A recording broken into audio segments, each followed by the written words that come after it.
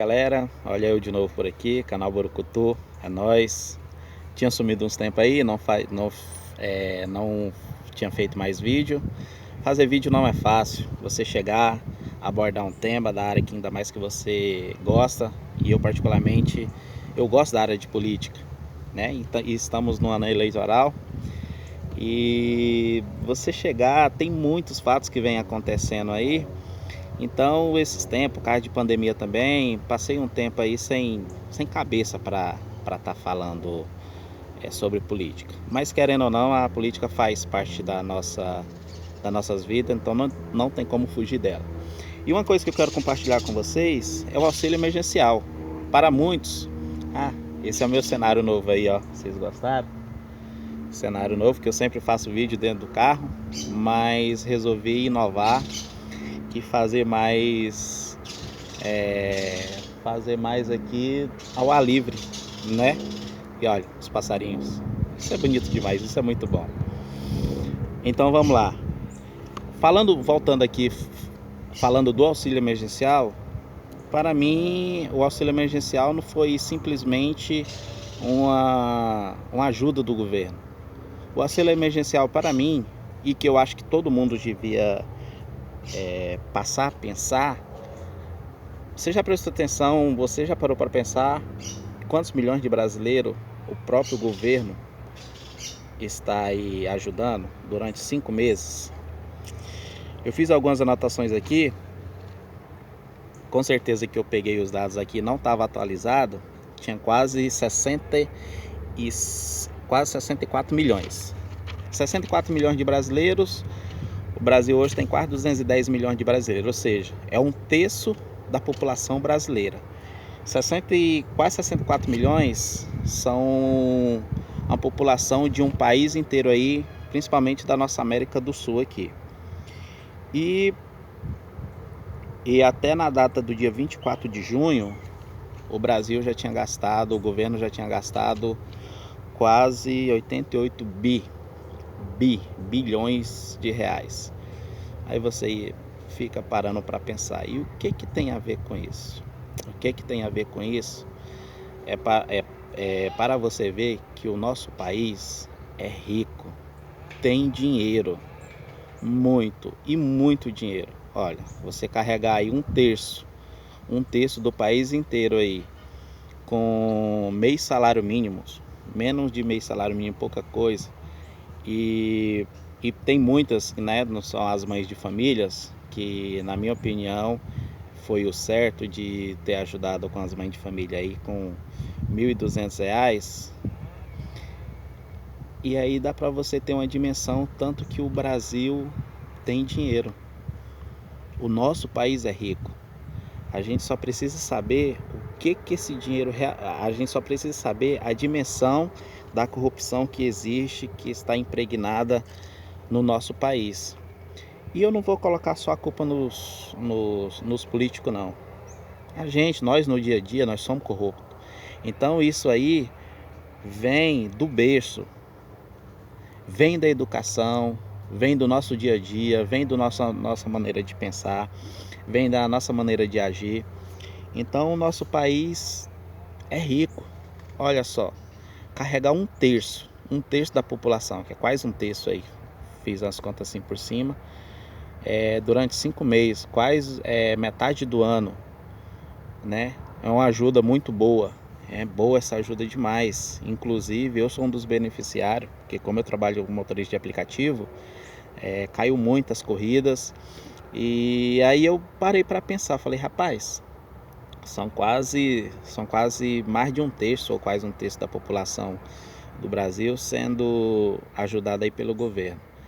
Aí eu imagino, quando o Brasil estava bombando de emprego e tudo, né? Quando estava naquela época, olha só o tanto de dinheiro, eu fico imaginando o tanto de dinheiro que que era desviado na corrupção. Quando aquele ministro lá, o Jardel Vieira Lima, foi pego lá dentro no apartamento dele com 52 milhões. Rapaz, 52 milhões perto de bilhões que foram e são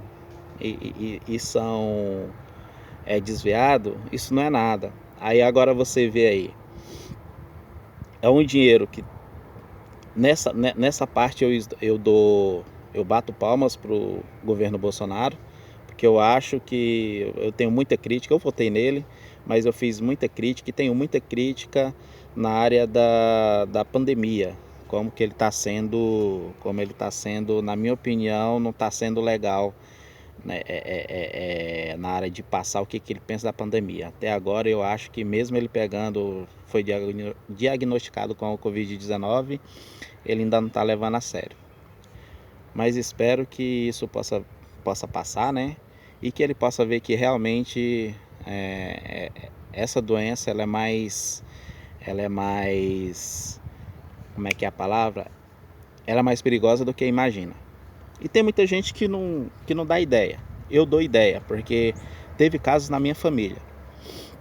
Então, quando eu coloquei o nome desse vídeo, O Brasil é Rico, Você que é Pobre, isso é realidade. Olha, a gente tem a faca e o queijo na mão para a gente mudar tudo, ou pelo menos tentar mudar, e a gente não faz, é sempre as mesmas coisas. O político, estamos na data de política. Eu tenho certeza que quando vier aquele político lá pedindo voto, aquele político que já está lá desde quando você era nascido. A exemplo disso tem um político lá no meu estado, lá no Pará, Odilon Ribeiro.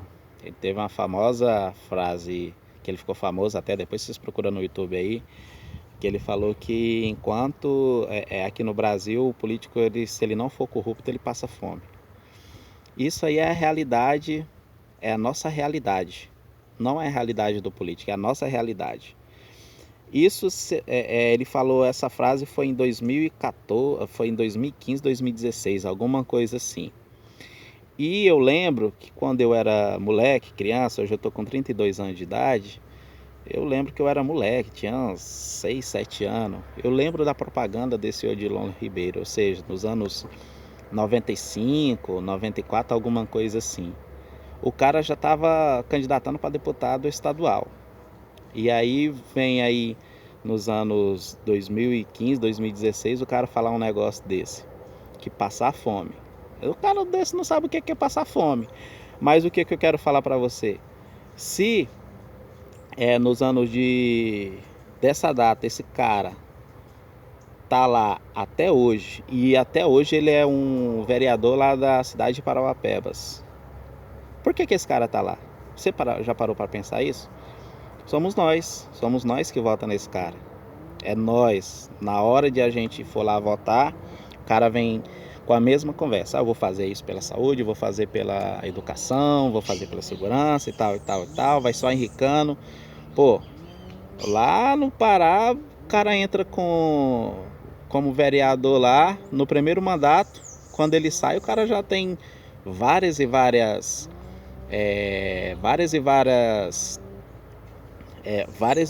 cabeças de gado com uma enorme fazenda. E olha, fazenda e gado não é barato, não é coisa barata, não é coisa barata. Então você vê a dimensão da corrupção. Tem uma série no YouTube, no canal do YouTube aí do Marcelo Brigadeiro, que chama Explanando os Deputados. Inclusive eu indico você dar uma olhada lá, que aí você vê o que os políticos vêm a fazer com o nosso dinheiro, né?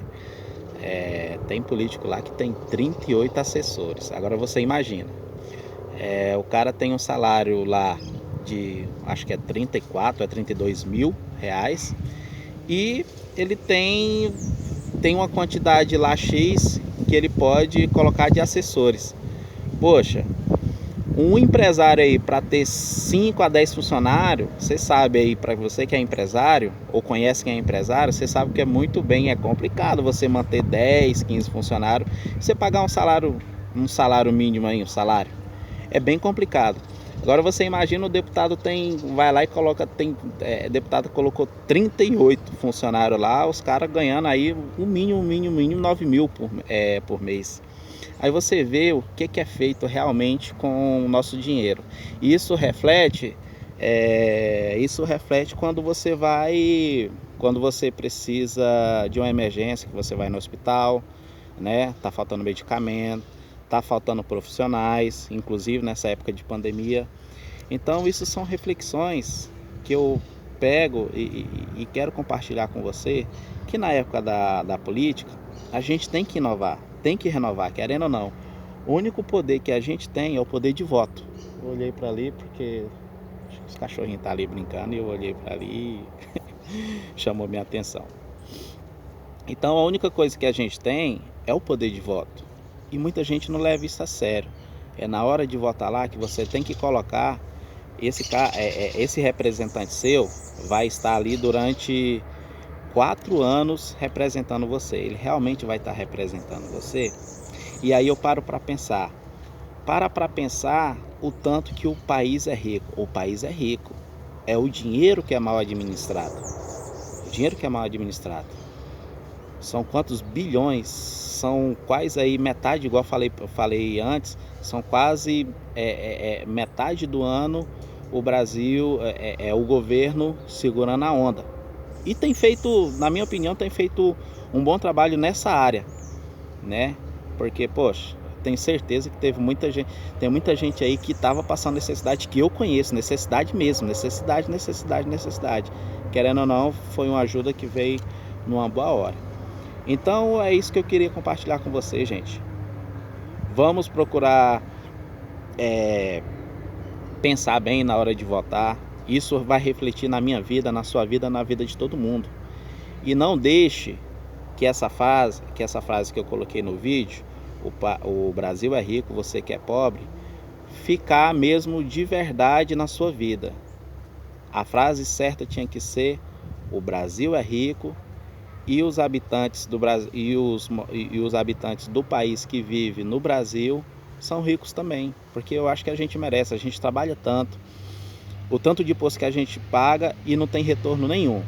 É complicado? É complicado, mas eu sempre bato na mesma tecla. Você tem o poder do voto na sua mão. Quem que pode mudar tudo é você. Igual eu sempre gosto de falar, nas eleições passadas, tem muitos caciques aí que não foram reeleitos. E não vai ser reeleito mais não. Mas tem muitos caciques da política que ainda estão aí na política. Um exemplo é Aécio Neves. Cara, o cara foi eleito. É comprovadamente que o cara, além de corrupto, o cara é um drogado, usa droga. Nada contra quem usa droga, né? Mas assim... E aí você me pergunta, quem que é o culpado? É ele que está candidatando ou as pessoas que pegam aí e continuam votando nele? A gente tem que parar para pensar nisso. Então é isso, galera. Era só isso, uma reflexão que eu queria fazer com vocês. Passei muito... Olha lá os cachorrinhos lá atrás. Lá. É só isso que eu queria ter essa reflexão com vocês. E é isso aí.